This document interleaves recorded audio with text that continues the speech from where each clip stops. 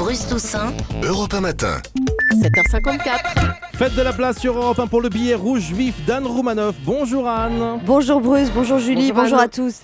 Il y a quelques jours, Manuel Valls a déclaré à propos des opposants à l'aéroport de Nantes, Notre-Dame-des-Landes, qu'il était hors de question de laisser un kyste s'installer sur le territoire. Un kyste. À l'heure où l'UMP est en plein divorce, au PS, ils ont des problèmes de dermato. J'ai regardé dans le dictionnaire la définition d'un kyste, c'est une poche close qui contient des organismes parasites. Donc pour Manuel Valls, les gens qui ne veulent pas de cet aéroport sont des parasites. À ce rythme-là, bientôt Manuel Valls va nous dire que l'opposition c'est de l'herpès et les écolos des hémorroïdes. J'ai quand même du mal à saisir la stratégie du gouvernement. Je sais pas, il me semble qu'en ce moment au gouvernement, il pourrait se la couler douce, les doigts de pied en éventail, une pina colada à la main, en regardant la droite jouer la finale de Koh-Lanta.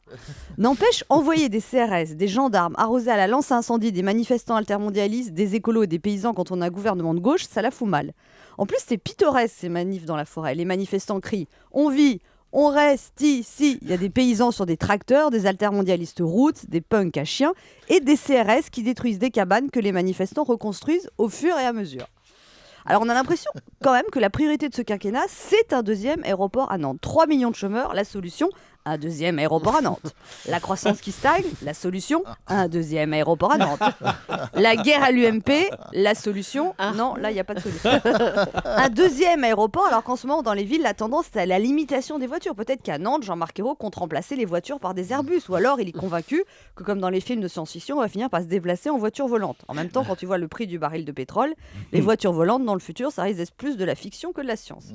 Alors cet aéroport, c'est une idée qui remonte à 1963. Une idée de 1963. Autant dire qu'en France, on est réactif. Bon, actuellement, l'aéroport de Nantes se situe à la 10e place des aéroports les plus fréquentés, mais en 2025, les Mayas l'ont prévu, Nantes sera the place to be. On ira de Paris à New York en passant par Nantes. Alors le souci de l'actuel aéroport de Nantes, c'est qu'il fait du bruit. Et oui, un avion, ça fait du bruit. Le seul moyen qu'on a trouvé pour qu'un aéroport soit silencieux, ça s'appelle la grève.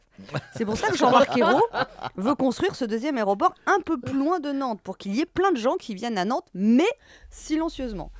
Ça va quand même coûter la modique somme de 556 millions d'euros, dont 125 millions à la charge de l'État, c'est-à-dire les contribuables, et 115 millions payés par les collectivités, c'est-à-dire les contribuables aussi. Oui.